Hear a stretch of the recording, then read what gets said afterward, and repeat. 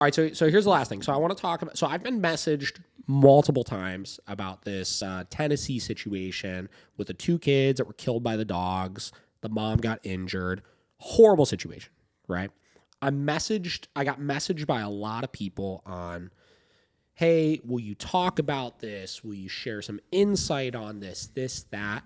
And it's something where I've been thinking about over the last like handful of days, like how to approach this situation, right? Because the problem is, up until really last night and this morning, I didn't know what details were out there. I just kind of seen headlines posted, this, that. And when I really started digging into it, there's not really any details that are out there yet on the situation, right? And just like the way I function with this kind of stuff, I don't like giving my opinion on things that we don't know anything about. Yeah. And this is a prime situation of that, right? This is a prime situation of the reason why people are asking me to speak out on this is because of the fact that there are people that like to jump on stories like this where there's not a lot of information out there and then just put their own story on it. You know what I mean? And people are using this as ammunition to like be like, fuck pit bulls, or bringing up the conversation of like, hey, they should be banned again. They're dangerous dogs, this, that, right? There's people out there that are using this as like a, like defending against that, like, hey, like this is not a pit bull issue. This is all in how they're raised. And they're almost like putting blame on the owner of like, you know, obviously this is a situation of bad ownership that caused this. And it's like, no matter what way you approach this conversation, you're kind of shitting on somebody without knowing the details. Yeah. You know what I mean? So I've really wanted to shy away from it, but I do think it's important that I give a couple of glimpses into just like first thoughts in my head when I see a situation like this, right? When did you hear about it, John? Did you hear about this recently? Yeah, it was like 2 or 3 days ago. Yeah. It was like the day after it happened. I think someone on like a Facebook group posted it, I think. As a non-dog trainer, when you read it, what were you thinking? Terrible, you know? Yeah. A terrible fucking situation. I don't know. It's kind of hard to believe that something like that could happen because I think they had the dogs free. Yeah, a long time and never had an issue, quote unquote, you know? It never a terrible issue probably. Yeah. So it probably came as a super surprise to them, but I don't know. You know, it's hard to really give a proper thought on it. Yeah. Yeah. But it's just such a terrible thing. 100%, right? So I think the biggest problem here is so much of this is an education issue, right? And so much of this is a societal issue, right? And so and I want to, everything I say here, I'm going to kind of disconnect from this situation and put that to the side because none of this I look at directly related to that because again, we don't have any details as far as what happened. We don't know what triggered it. We don't know any sort of history about these dogs, any sort of history about what the relationship between the dogs and the owner is, any sort of, you know, idea of how much training they've had or this or that. We have no fucking clue of any of it, right? Yeah. So I'm not going to talk on that specific situation, right? So what I do want to do is I want to just discuss here some key points I have put down as far as why I think we're finding ourselves in these situations with dogs. Okay. You ready? I'm ready. We paused and I had to take about 30 minutes to write all this stuff down. So my thoughts weren't together ready enough. Okay, so thing number one. I think as a whole, our society has started to develop extremely unhealthy relationships with dogs, right? Dogs have replaced children for a vast majority of people in between their 20s and 30s right now and older than that right now. And because they've basically replaced children for them, we are treating them like human children, right? We can take our dogs so many more places than we used to.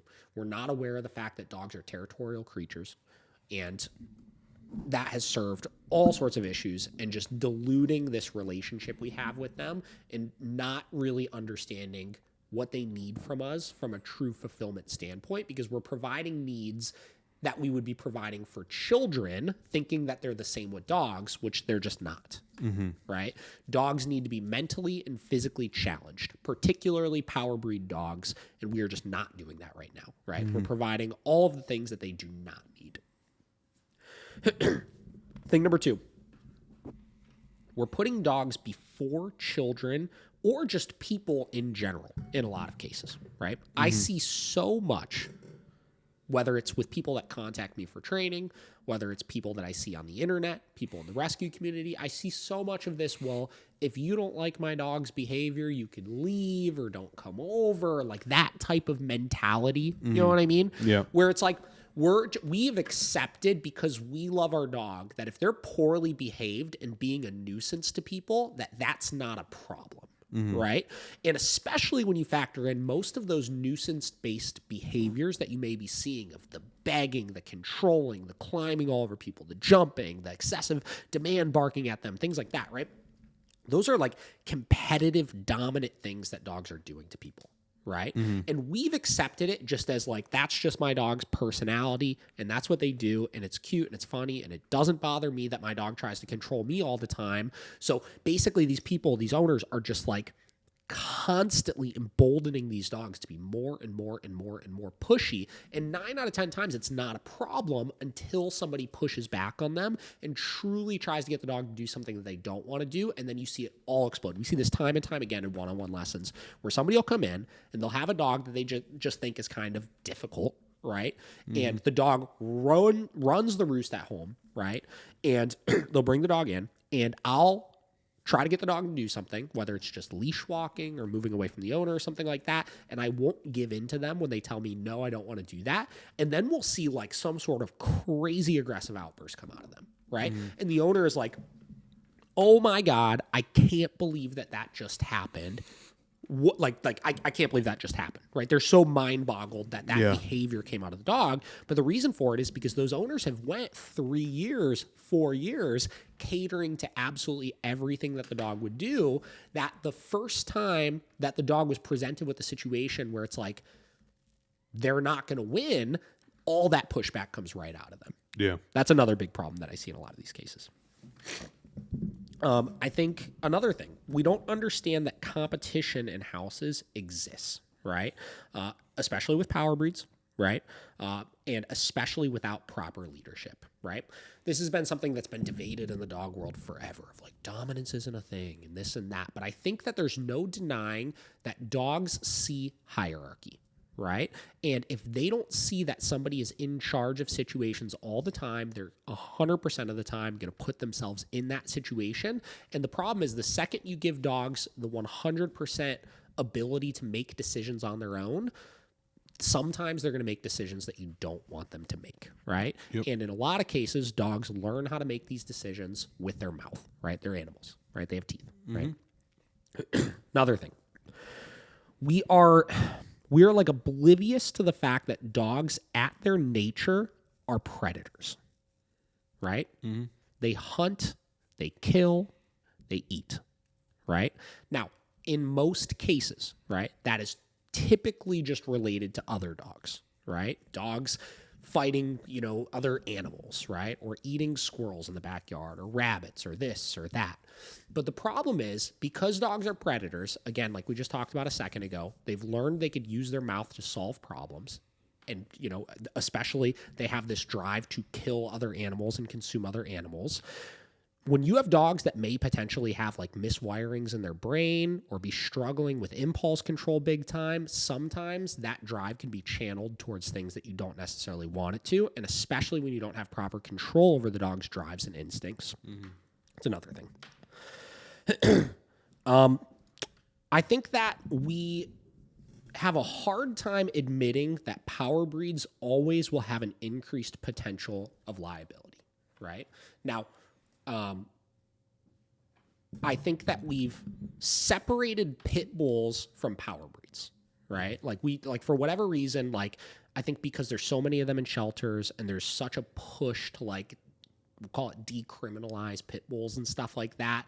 We've tried to make them seem like they're just like the nicest family dog ever, right? Everybody says all the time, I love pit bulls. It's all in how they're raised, and they're the nanny dog and this and that. And again, I love them. They're fantastic dogs. We work with pit bulls probably more than just about any other breed that you can imagine, and 99.9% of them make wonderful, wonderful family dogs, right? But they're still a power breed. They're still a working breed. They still have genetics in them to do things that you might not necessarily want them to do, right? It's a reason they were used for fighting dogs. And any power breed, German Shepherd, Rottweiler, Doberman, like any of those types of ones, they come with their own inherent set of liability, right? They're stronger than other dogs. They're bigger than other dogs. Their bite is more powerful than other dogs, right? Like they could just be more dangerous just in general when push comes to shove with things, right? There's a big difference between a Chihuahua biting you or a Golden Retriever biting you versus a Doberman or a Mastiff or a Pit Bull or something like that that has a lot more power behind that bite and a lot more tenacity and pushback. And again, power breeds are typically more like kind of headstrong, confident, dominant dogs that aren't going to back down quite as easily as other breeds. And then the last point that I have here, just related to the pity conversation, right, is I think we've become such an advocate for them that we're forgetting that they have the genetics to fight and to bite in the first place, right? It's funny. I really wanted to pull up a clip here from an episode of The Dog Whisperer that my wife and I were watching the other day, right? And basically, in a nutshell, what was happening in the episode is Caesar had this pity that he was like rehabilitating for this family, right? And the dog, whatever, was fairly social with other dogs. It was for the last, like, I think 2 months with him, like at his center, running and playing and chasing balls with all the other dogs. And obviously Caesar's a huge pity advocate and stuff like that, right? And again, I'm a big pity advocate as well, right? Again, we work with a ton of them. I don't think that they're like inherently dangerous bad dogs by any means, right? But at one point in the episode, right, this dog picked a fight with another dog, and there was literally like a 65-second clip of this massive dog fight that broke out. Like I was mind blown that they even showed the thing on the freaking episode. It was wild. For anybody that wants to watch this, it's like, I think it's episode 28, season 4, called like Dueling Pit Bulls or something like that you can go watch. It's on Nat Geo on Disney Plus, right? It's a wild episode. And it has a positive outcome at the end, obviously, right? But it was like a 65-second clip of this massive dogfight broke out that was like literally like there were 8 dogs deep just jumping on top of each other, biting, like, I mean, like gripped onto other dogs. Like it was brutal. And honestly, like for some people, like it can be very traumatizing to watch. Like it's like, it's crazy, right? And the interesting thing about it is virtually all of the dogs that were involved in that social that was going on, right, and that were involved in the fight were the pities of the group, right? And there's something about like when dog fights break out and stuff, right, or stimulation is happening, yelling, running, jumping, stuff like that.